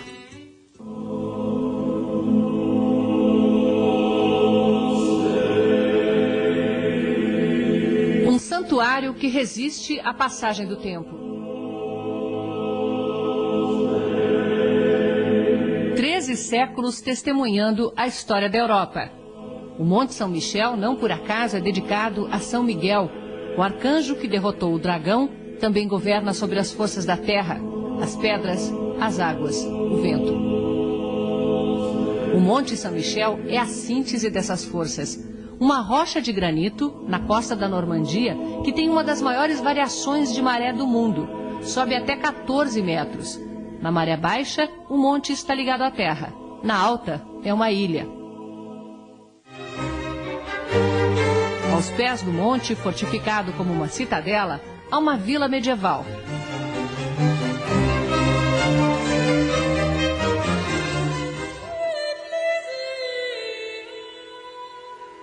Lá no alto, a abadia. Na igreja gótica, austera e elegante, os monges beneditinos celebravam 9 missas por dia. Uma vida de orações cercada de beleza. Nesta sala, chamada de escritório, as colunas dividiam áreas de estudo de cada monge. A cripta, com as colunas que suportam o altar da igreja lá em cima, já é sozinha um tesouro da arquitetura. Quanto mais a gente desce, mais antiga e rústica a construção que encontramos. Depois da Revolução Francesa, esta parte foi transformada em prisão e eram os condenados que moviam a roda do elevador, trazendo provisões a 150 metros de altura. Se o tempo foi generoso com a abadia, a natureza em volta sofreu transformações. Há 1.500 anos, toda essa área aqui ao redor do monte era uma espessa floresta. Mas aí o nível do oceano começou a subir e a maré foi fazendo o monte pertencer um pouco à terra, um pouco à água. Ironicamente, hoje, com o aquecimento global fazendo subir o nível das águas em várias partes do mundo, o Monte São Michel está sendo retomado pela terra. O barulho de bate-estaca ecoa pela Bahia. A obra de 300 milhões de euros deve devolver o monte ao mar. Hoje, a água só chega até aqui 50 dias por ano. O aterro de acesso usado para estacionamento alterou o fluxo das águas. E o assoreamento transforma em terra seca 50 hectares de baía por ano. Essa barragem, no principal rio que desemboca na Bahia, vai impedir a acumulação de sedimentos. No lugar do aterro, uma ponte restabelecendo a força das correntes. O engenheiro diz que essa é uma obra para recuperar o ecossistema e também o patrimônio cultural. O Monte São Michel é o que é porque está onde está. Ele não teria sido construído pelos monges no ano de 709 se não estivesse na Bahia, que representa um ecossistema extraordinário, diz ele. O monte rodeado de grama continuaria bonito, continuaria sendo um exemplo de todas as épocas da arquitetura, mas as pessoas não entenderiam por que os monges decidiram construir neste lugar. O monte e a Bahia são indissociáveis. Dentro de 4 anos, o mar terá retomado boa parte da Bahia. Mais profunda, ela ficará também mais larga. E a água vai cercar o monte 150 dias por ano, 3 vezes mais do que hoje, tornando mais frequente o espetáculo da maré, que hoje só pode ser desfrutado por quem tem o privilégio de estar aqui num dos poucos dias em que o mar reconquista seu espaço.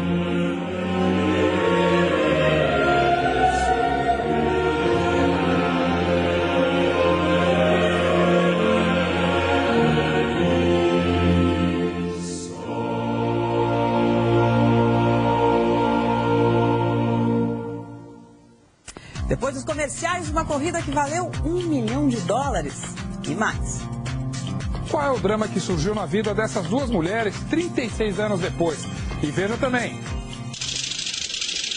Para quem não é atleta, a fantástica Olimpíada do Dia a Dia não para nunca. Amanhã é segunda-feira e a relação continua com um dos esportes mais praticados pelos brasileiros, a ginástica de fila.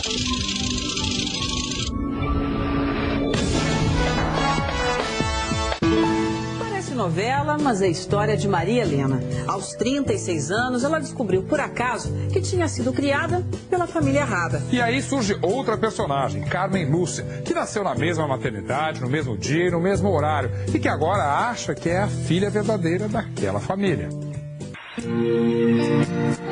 Patos de Minas fica a 500 quilômetros de Belo Horizonte e contam que nesta região até peixe já caiu do céu.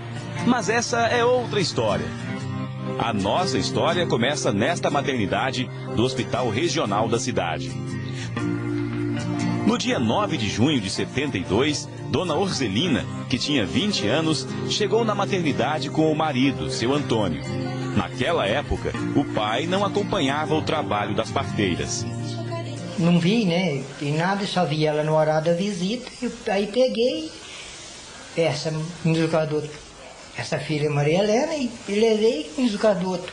E cuidei até nessa época, agora que descobriu, né? É o que ela veio pra mim, foi minha filha. 36 anos depois, um parente precisou de um transplante de medula. Toda a família correu para saber quem podia ser doador. O resultado do exame foi inesperado. Revelou que Maria Helena não era filha do casal. Ele falou que, olha, Maria Helena, realmente você não é a filha biológica deles. Você pode ser de criação, mas biológica eles não são seus pais. Assim, isso pra mim, na hora assim, parece que o mundo assim, desabou. Na família, ninguém suspeitava que Maria Helena pudesse ter sido trocada na maternidade. O amor te cega um pouco, eu acho que era isso que cegava a minha família, o amor. Não, eu não esperava, por causa de eu ser moreninha, eu pensei que ela era minha filha. Eu não esperava tanto não, eu assustei muito. Tinha um baque, né? Que nós levamos. Na maternidade, onde houve a troca dos bebês, ninguém fala sobre o assunto. Maria Helena recebeu um documento da Federação dos Hospitais de Minas Gerais, que assumiu o antigo hospital, admitindo que a situação é grave. Mas ela não poderá ter acesso às informações do registro de nascimentos daquele dia para não revelar dados de outros pacientes. A direção do hospital prometeu apresentar o livro na justiça. Ela tem interesse em buscar quem são os pais biológicos, né? Da mesma forma que os pais, né, sócio-afetivos têm interesse em buscar essa filha biológica. Mas a dúvida da família de Maria Helena pode estar perto do fim. O caso virou notícia na cidade e atraiu a atenção de Carmen Lúcia. A matéria contava que uma criança tinha sido trocada no hospital regional no mesmo dia que eu nasci. Carmen fez o exame de DNA e a resposta deve sair nos próximos dias. Tem dia que eu penso que eu sou filha do meu pai, porque hoje, pra mim, pai só existe a dona Carmen e eu sou o Domingos. Então tem dia que eu imagino que eu sou filha deles, tenho certeza, de manhã cedo. Mas de noite, a hora que eu vou dormir, eu já não levo essa certeza comigo pra cama mais. Carmen e Maria Helena já se conheceram. Enquanto esperam pelo resultado do exame, elas se divertem vendo as fotografias e procurando semelhanças com os candidatos aparentes. Mas as duas garantem que o amor pelos pais que as criaram não mudou nada. É amor de pai, né? É o pai que eu conheço, né? Que me criou, que nunca deixou nada faltar. O que mais que eu vou querer, né? Ah, vai mudar assim um pouquinho, porque eu tinha 6, né? Agora eu vou ter 7. Mas eu vou considerar ela como filha também, se ela quiser. Porque eu considero assim, sabe? Como filha. E Maria Helena promete não ter ciúmes. O que eu imagino é que vai continuar do mesmo jeito, mesmo com a chegada da outra, né? Nós vamos receber ela de braço aberto, mas eu acho que não vai mudar, não.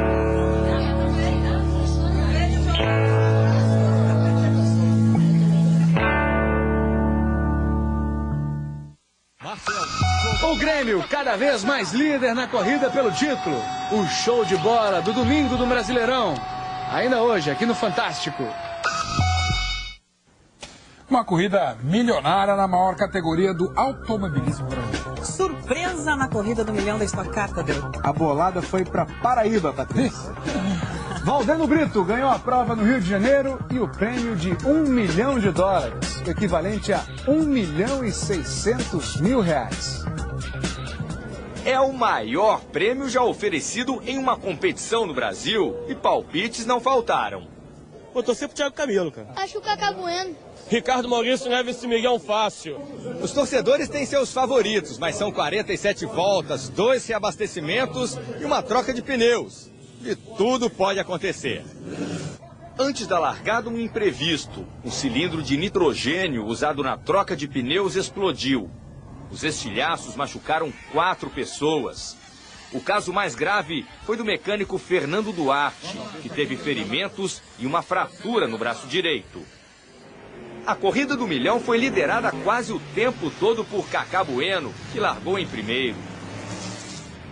Na 10ª volta, o melhor pega da corrida, quando Valdeno Brito, do carro 77, disputava a 3ª colocação com Ingo Hoffmann, Luciano Burti e Antônio Jorge Neto. Depois de muitas manobras, ele se deu bem. E nas paradas nos boxes, ele ainda ganhou mais uma posição. Faltando 5 voltas para o fim, depois de 2 reabastecimentos, o carro de Cacá teve uma pane elétrica, perdeu rendimento. O piloto se desesperou. O paraibano Valdeno Brito, que estava em segundo, assumiu a ponta e faturou $1 milhão. Já tá com $1 milhão na mala, hein? Tá, vai ser difícil, pô. Podia ter feito um negócio mais discreto. Como é que eu vou viajar com esse $1 milhão aí pelos aeroportos da vida? Tô frito, hein?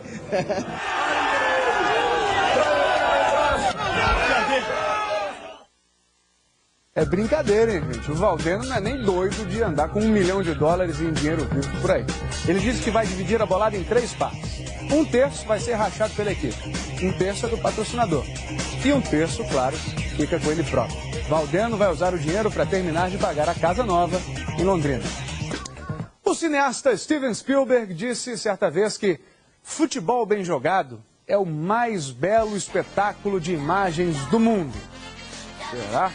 Ele não viu os lances que você vai ver agora. Chegou a hora de Você no Fantástico.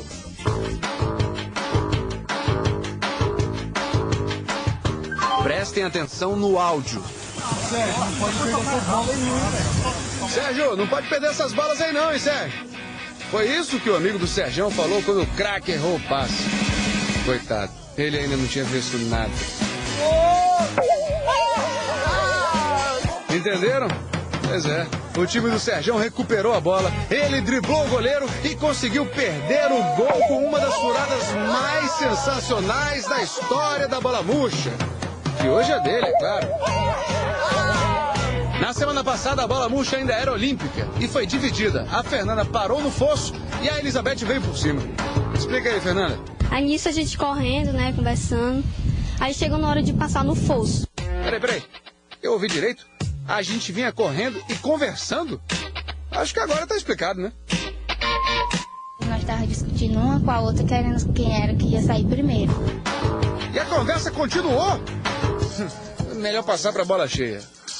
Edivaldo, salva a pátria aqui, Edivaldo. Olha o golaço dele, ó. Depois da jogada ensaiada, driblou e mandou no ângulo. Edivaldo é o bola cheia de hoje. O da semana passada foi o Lucas, que olimpicamente inventou a cesta à distância, ou arremesso de bola, alguma coisa assim. Minha mãe me ligou de Minas Gerais, você foi bola cheia, não sei o quê. Depois disso foi só alegria. Falei com meu pai, ficou todo orgulhoso, mas tá tranquilo. Beleza.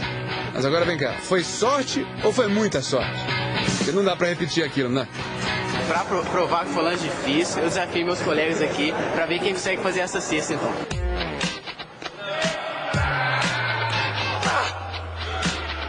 Bom, eles vão continuar tentando, mas a gente não vai ficar aqui pra ver não, tá? O Fantástico tem que continuar. Semana que vem tem eleição no Bola Cheia e Bola Murcha. E quem foi que disse que as Olimpíadas acabaram? Podem ter acabado lá em Pequim, mas no nosso dia a dia, fim dos Jogos de Pequim na semana passada, é hora de celebrar as vitórias e aprender com as derrotas. Afinal, Olimpíada agora, só em 2012. Mas para quem não é atleta, a fantástica Olimpíada do dia a dia não para nunca. Amanhã é segunda-feira e a relação continua com um dos esportes mais praticados pelos brasileiros, a ginástica de fila. Aqui, no Almanaque dos Esportes Urbanos. Se você acha moleza encarar isso, saiba que após 1 hora em pé numa fila, o nosso corpo perde, em média, 84 calorias. Ou seja, se você levar muito tempo numa fila de emprego, pode até não descolar o trabalho, mas pelo menos vai estar cuidando da sua forma. Qual o seu recorde de permanência em fila? 2 horas. 1 hora. Mais de 2 horas. Não tem nem recorde. Se esperar em fila fosse uma modalidade olímpica, você acha que o Brasil levava a medalha de ouro? Com certeza. Aí ia ser o campeão das Olimpíadas. Ouro direto. Amanhã ter China, Estados Unidos. Se o senhor souber que amanhã o senhor vai ter que pegar uma fila, a fila daquelas bravas, tem alguma preparação especial? Uma cadeirinha de preferência, né? Jornalzinho básico. Uma garrafa d'água, sanduíche. Eu não levo DVD porque não tem onde instalar. Praticada há milênios, a ginástica de fila é de origem desconhecida. Há especialistas que, mesmo sem provas, afirmam que ela remonta aos tempos da Arca de Noé. Atenção, pessoal, silêncio! Vamos embarcar, um atrás do outro em ordem alfabética. Primeiro a arara, depois o burro, em seguida a letra C, cachorro, cisne, coelho, serpente. O que foi, elefante? Serpente é com S! Mudei de ideia.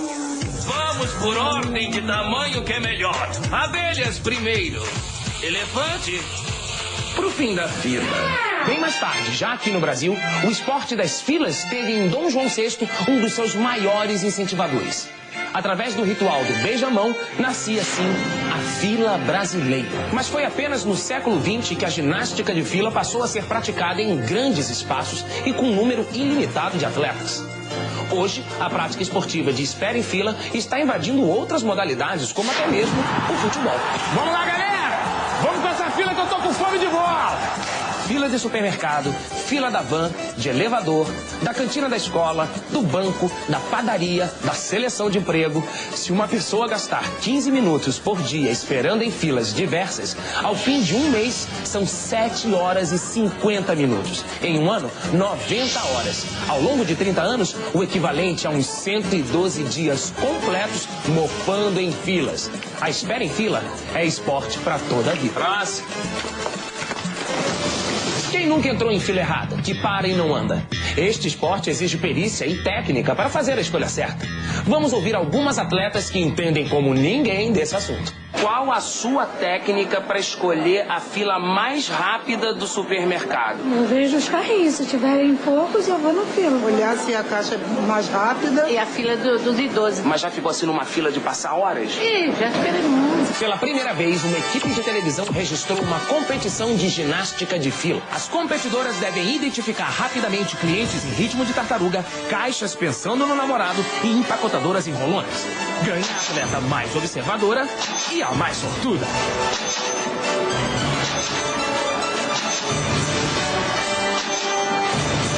Cleide, mais uma campeã da fantástica Olimpíada do Dia a Dia. É ouro! Se nos Jogos de Pequim a chama olímpica se apaga no fim das competições, aqui pelo contrário, depois de muito suar nas Olimpíadas do dia a dia, o brasileiro quer mais é acender a tocha olímpica e sair comemorando por aí. Portanto, minha gente, pode chegar porque vai rolar agora um churrasco de primeira. É isso aí! Vamos, Jogos Olímpicos do dia a dia! Oh, maravilha! No próximo bloco você vai ver um escândalo. Esses bandidos usam radiocomunicador no meio da Mata Atlântica. São quadrilhas de palmiteiros com estratégia do tráfico de drogas para fugir da polícia. E veja também. Pela esquerda, bola vem aí o melhor do domingão no futebol. Os gaúchos do Grêmio continuam rindo à toa.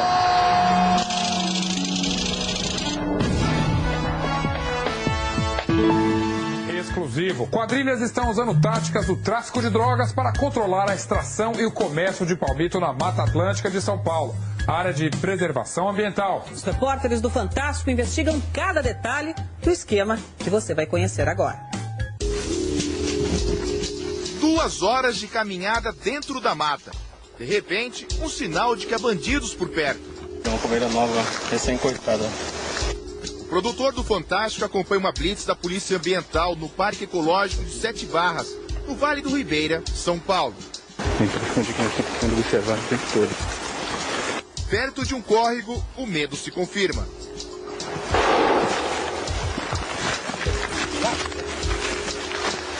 Foi tiro. Não deu pra ver. É lá de baixo mesmo. Ninguém se feriu. Com cautela, os policiais seguem para o lugar de onde partiu o disparo. Encontram apenas um acampamento abandonado às pressas. Pisagem em bando, meia dúzia, 10, 12 pessoas. Segundo a polícia, grupos assim estão espalhados pelas reservas ambientais do Vale do Ribeira, uma área de cerca de 3.000 km², entre São Paulo e Paraná. O alvo dos bandidos são estas palmeiras, uma espécie nativa da Mata Atlântica, ameaçada de extinção.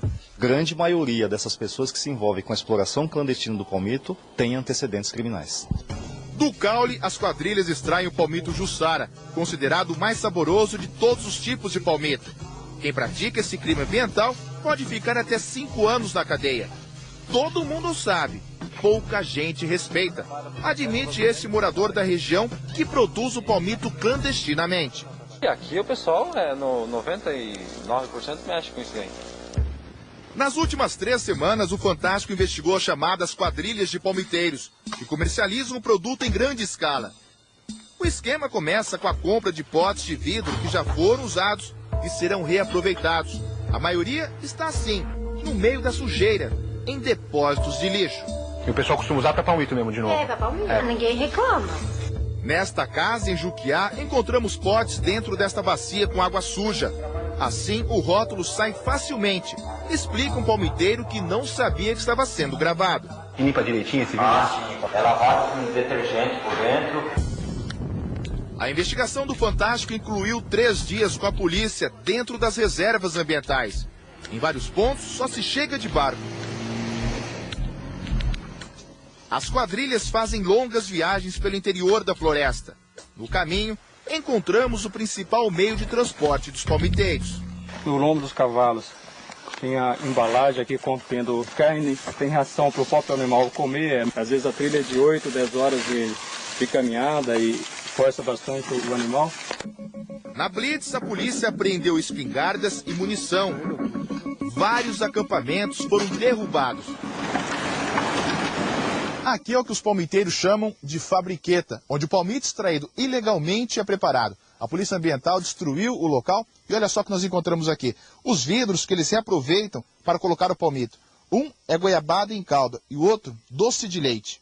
Durante a fiscalização, nenhum integrante das quadrilhas foi preso. Um dos nossos policiais ainda teve um contato visual, mas você pode reparar na vegetação, como ela é densa. É muito fácil você se esconder e fugir. O que também dificulta a prisão em flagrante, segundo a polícia, são chamados olheiros. Eles ficam espalhados na mata e dão o alerta. Neste caso, na pressa, os criminosos largaram o palmito Jussara ainda cozinhando, dentro dos vidros. O produto é preparado sem as mínimas condições de higiene. Repare o estado da água que vem do rio. Então, após o cozimento, ele já é levado para algum barco e destinado aí ao consumo das pessoas aí. Existem ainda olheiros que andam com rádios comunicadores iguais a este, uma estratégia comum no tráfico de drogas. A polícia interceptou as conversas dos palmiteiros sobre uma possível apreensão.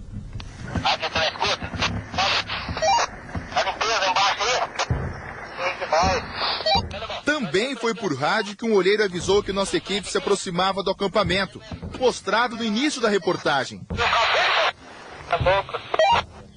No caminho, recebemos até ameaça de morte, escrita na casca do palmito. Sai fora, vocês vão morrer, porcos fardados. 5 minutos depois, o tiro foi disparado.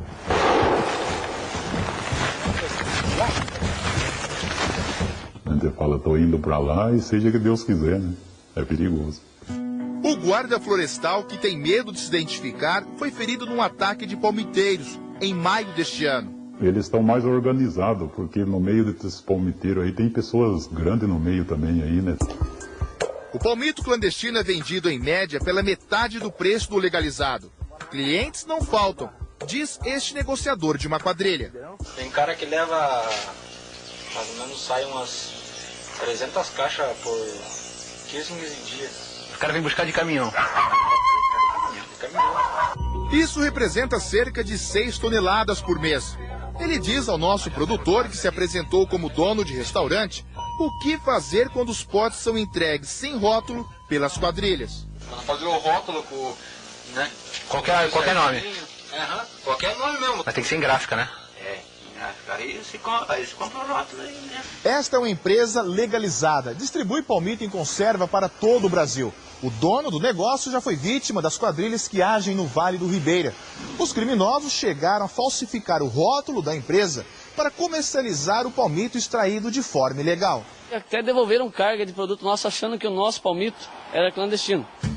A fábrica vende palmito pupunha, que sai de plantações legalizadas e não de reservas de Mata Atlântica, como as quadrilhas fazem com Jussara. Um apelo que a gente faz aqui é para você não parar de consumir o palmito. Só que você tem que saber a procedência desse palmito. Por R$ 7,69, compramos num supermercado de registro esse vidro de palmito. A tampa foi pintada e tem marcas de ferrugem. Quem liga para o número do telefone que consta no rótulo, descobre a fraude. Há cerca de 7, 8 anos, ligam para minha casa como se fosse atendimento ao consumidor dessa fábrica de palmitos. Augusto é dono deste canil, em Belém do Pará, a mais de 3 mil quilômetros do Vale do Ribeira. Conta que já ouviu muita reclamação sobre o palmito clandestino. Produto já estragado, produto com mau cheiro. A maioria das pessoas que ligam para fazer queixa sobre esse produto é São Paulo. Era para Taboão da Serra, na Grande São Paulo, que ia este carregamento de meia tonelada. Os potes foram apreendidos sexta-feira passada, na rodovia Regis Bittencourt, em Registro. A Polícia Ambiental apreendeu o carro e estipulou o valor da multa em R$20 mil. No laboratório ficou constatado que o produto não seguia os critérios de higiene. A análise apontou até alimento estragado. Na delegacia, o palmiteiro foi liberado sem pagar nada, mesmo admitindo que já tinha feito 2 entregas para a mesma pessoa. Eu diria para você que talvez alguns restaurantes e algumas pizzarias possam estar fazendo uso desse tipo de produto, porque o consumidor ele não sabe de onde veio o palmito. No ano passado, Luiz Alberto comeu pizza de palmito e teve botulismo. Por causa da intoxicação, que é provocada por uma bactéria e pode até matar, o adolescente ficou 2 meses no hospital. Eu já não falava mais direito, mal ficava em pé sozinho. Lembrar disso ainda dói. As autoridades recomendam que o consumidor preste muita atenção na embalagem e prefira estabelecimentos de credibilidade comprovada. E na dúvida, a dica é só comer palmito que tenha sido fervido por pelo menos 15 minutos. Descaracteriza um pouco aquele palmito bonito que nós conhecemos, que nós apreciamos na nossa mesa. Mas é a garantia de que não teremos a bactéria no momento de consumir esse palmito. O Ministério Público pretende localizar e apontar os transportadores, os falsificadores de documento e os grandes armazéns distribuidores, enfraquecendo essa cadeia.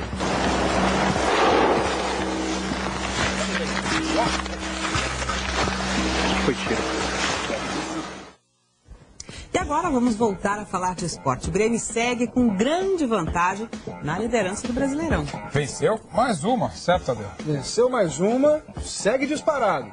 Mas o jogo de hoje foi duro. Antes do apito é tão bonitinho, né? Fé, concentração. Aí começa o jogo.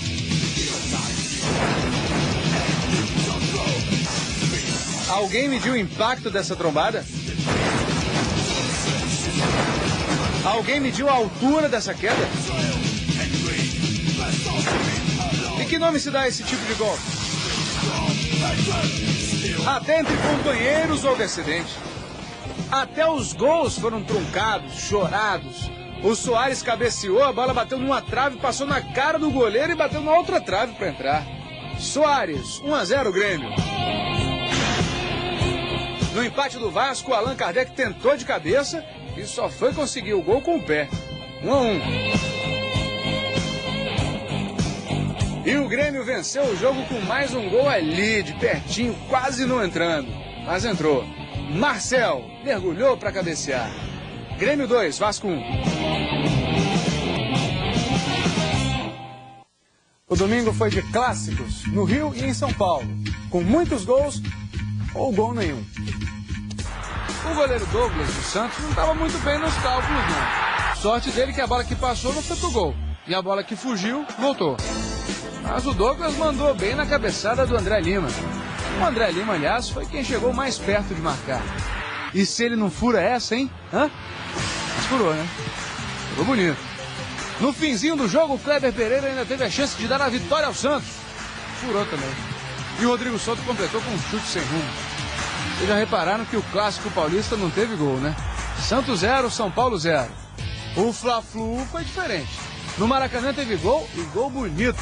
Do jeito que a bola veio, o Conca pegou e... BAM! Lá de longe. Olha, Fluminense 1-0, Conca. Mas o Flamengo foi para ataque. O goleiro Fernando Henrique espalmou para um lado. O lance continuou, o Fernando Henrique espalmou para o outro. Mas o lance continuou. E saiu o gol do Flamengo. Apesar dos esforços do Fernando Henrique. Apesar de a bola ter batido no Fernando Henrique. Foi gol logo na primeira tentativa perto do gol. Gol do Marcelinho Paraíba, de coxa. Mas o Fluminense seguiu com a mesma forma. Chutar de longe. Maurício fez isso. E o goleiro Bruno não foi. Maurício, 2-1 Flu. E o tricolor achou que ia ganhar a partida. Estava com a vitória até os 43 do segundo tempo. Aí o argentino Sambuesa, estreando no Flamengo, fez a jogada. E o Kleberson apareceu para empatar a disputa. No Fla-Flu, 2-2. Empates nos clássicos e outras duas partidas terminaram empatadas hoje também. Quando os mineiros achavam que iam vencer... O Atlético Mineiro pegou a Portuguesa fora de casa, mas saiu na frente. A falta era de longe, mas o César Prates mandou a bola quicandinha e conseguiu o gol. 1-0. Só que a Portuguesa, estreando um uniforme novo, empatou a partida. Washington mandou para a rede. Portuguesa 1, Atlético Mineiro 1. Em Belo Horizonte foi pior. O Cruzeiro saiu na frente logo aos 4 minutos de partida. Olha só onde estava o Espinosa. A 2 passos da linha do gol, cercado por 4 adversários, e a bola foi para ele. E ele fez o gol.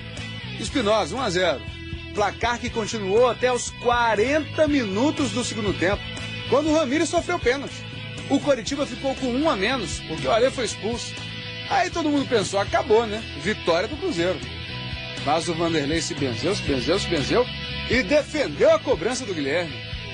E pro torcedor cruzeirense não achar que foi pouco, não é que o Coritiba ainda empatou o jogo com um jogador a menos.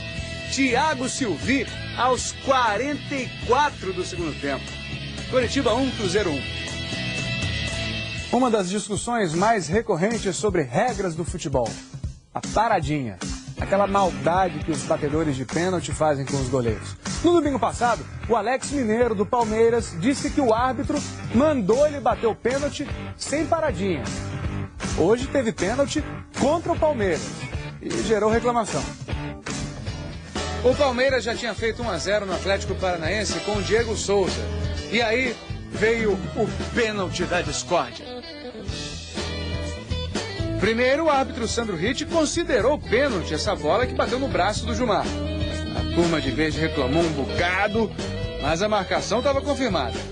E na cobrança o Alan Bahia fez uma paradinha que derrubou o goleiro Marcos. E a turma de verde reclamou de novo. O Luxemburgo não gostou. O Marcos ficou bravo. O Palmeiras só não voltou de Curitiba morrendo de raiva porque venceu fora de casa. Quem vai ficar triste desse jeito? E venceu com um golaço. O segundo do Diego Souza no domingo. Pedalada pra cima do Alan Bahia, o homem da paradinha. Corte no Danilo e o chute com aquela calma, beirando o desprezo. Diego Souza, Palmeiras 2, Atlético Paranaense 1. E agora para vocês, a sessão mais do domingo. a defesa mais esticada do domingo. Thiago, do Vasco. A furada mais furada do domingo. Jô, do Atlético Mineiro. O chute mais torto do domingo. Anderson Pico, do Grêmio. A bronca mais sonora do domingo. O Nelsinho, técnico do Sport, foi reclamar. O árbitro Wagner Tardelli veio com tudo e no fim disse: então o senhor está fora. Fora. Fora. Fora. E você quer mandar pra fora? Confira de novo no replay. Fora. Fora. Fora. Fora. Logo o Nelsinho, que nunca havia sido expulso, tornou-se o técnico mais desolado do domingo. Ficou lá, no alto da arquibancada. Mas gostou do que viu. O Internacional tentando, chegando perto, mas cadê o gol? O goleiro Magrão estava danado. E quando o Dutra fez a tabelinha com o Enilton, não vacilou. Dutra e o gol do jogo. Sport 1, Internacional 0. O Leão da Ilha do Retiro ficou feliz. Olha ali. Uma festa atrás da entrevista do Sidney. Que alegria. Dá-lhe, Leão. 23 rodadas. O campeonato tem 38. A corrida para o título de campeão brasileiro está chegando cada vez mais próximo do fim. Neste fim de semana, poucas alterações na classificação. A pista de corrida do Brasileirão ficou praticamente congelada nesta rodada. Na turma lá de trás, nenhuma mudança de posição entre os 7 últimos colocados. Na turma lá da frente, os 8 primeiros continuam nas mesmas colocações. A única diferença é que Palmeiras e Grêmio mostraram que galopam até no gelo. Abriram mais um pouquinho de vantagem para os adversários, com o alazão gaúcho na ponta, pela 10ª rodada seguida. Na Itália, Ronaldinho Gaúcho começou uma nova etapa na carreira, estreando com a camisa do Milan. Robinho também quer mudar de vida e anda bravo na Espanha. Visivelmente chateado com a situação, Robinho disse em espanhol que quer sair do Real Madrid e ir para o Chelsea da Inglaterra. Segundo o atacante, é o técnico Bernd Schuster que não quer liberá-lo, porque o clube não trouxe outro jogador para a posição. O prazo de transferência de jogadores acaba amanhã. Na Itália, Ronaldinho Gaúcho estreou pelo Milan. Deu passe para o gol de Ambrosini, mas o Milan perdeu para o Bolonha, 2-1. Daqui a pouquinho, Lulu Santos, Jorge Benjó, Banda Eva, Nova York, vira uma festa brasileira.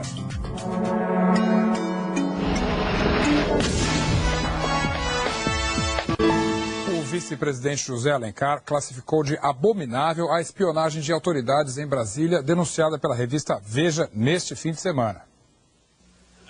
Em Santo André, no ABC Paulista, onde fazia campanha eleitoral, o presidente Lula não falou sobre a denúncia de espionagem no Supremo.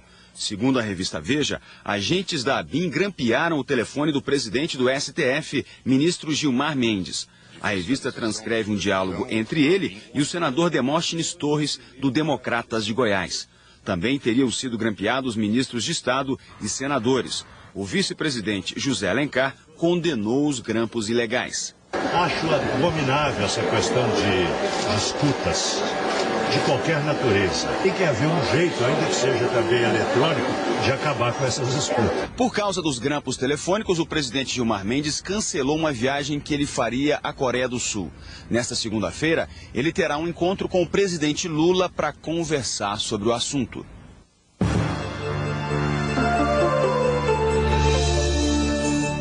A tempestade está sendo chamada de a mãe de todos os furacões. O Gustavo passou por Cuba com força devastadora. Ele deve chegar amanhã à costa americana, ao meio-dia. Em Nova Orleans, os moradores ainda tentam se recuperar do Katrina, que arrasou a cidade em 2005 e matou 1.600 pessoas. O Gustavo esvaziou a convenção republicana aqui em São Paulo. Uma estrutura monumental foi montada para a nomeação de John McCain como candidato republicano à Casa Branca. Mas toda a agenda do evento foi modificada. Delegados de áreas ameaçadas voltaram para os seus estados. O presidente George Bush não virá mais para São Paulo, onde discursaria amanhã. Do Texas, ele reforçou o pedido para que os moradores das áreas de risco saiam das cidades. Já o senador John McCain disse: nesta convenção é preciso agir não como republicanos, mas como americanos. Recrutamento. Este é o tema do bate-papo que começa já no nosso endereço eletrônico. A consultora de recursos humanos, Camila Junqueira, que você viu na reportagem do Zeca, vai explicar por que os sites de relacionamento podem ser decisivos na hora de você conseguir um emprego. E não deixe de visitar e participar do nosso site. Curta as atrações exclusivas e, sobretudo, mande o seu comentário em vídeo. Agradecendo a você por ter nos recebido aí na sua casa. A gente se despede, digamos, Zeca, em ritmo de carnaval. Animação, Patrícia, um carnaval que já virou atração todo ano em Nova York. É o Brazilian Day. Uma boa noite pra você. Tchau. O cenário é Manhattan, no coração de Nova York. Mas o tempero e o sotaque vieram de longe. Quanto tempo que a gente não come uma coxinha? O Brazilian Day, a festa mais esperada pela comunidade brasileira, lotou a Sexta Avenida. Mais de 1 milhão de pessoas circularam pela área, tingindo tudo de verde e amarelo. Não dava para enxergar o fim do mar de gente. O lugar foi preparado com cuidado. Pastel, feijoada, tudo na medida exata para lembrar de casa. Uma feijoada gostosa, completa como é essa, não sobra nada. Já são 24 anos de celebração. Um dia inteiro dedicado aos brasileiros que vivem aqui nos Estados Unidos. E a festa cresce na mesma proporção da saudade. Olha só, um mar de gente embalado pela alegria. No palco, músicas para matar a saudade. Jorge Benjor abriu a festa. Depois, milhares de vozes acompanharam Lulu Santos. A banda Eva transformou a festa num carnaval brasileiro. O Brazilian Day está entre as festas de imigrantes que reúnem o maior número de pessoas em Nova York. Mas a animação dessa gente não tem como comparar. É Vitória, São Paulo, Governador Valadares, que é coisa melhor. E aí, ó, Brasil! O Rabi com você. O Rabi com você. O Rabi com você. E cai, cai, cai, cai, cai, cai. Cai, cai, cai, cai, cai, cai, cai pra cá. Tudo vai rolar.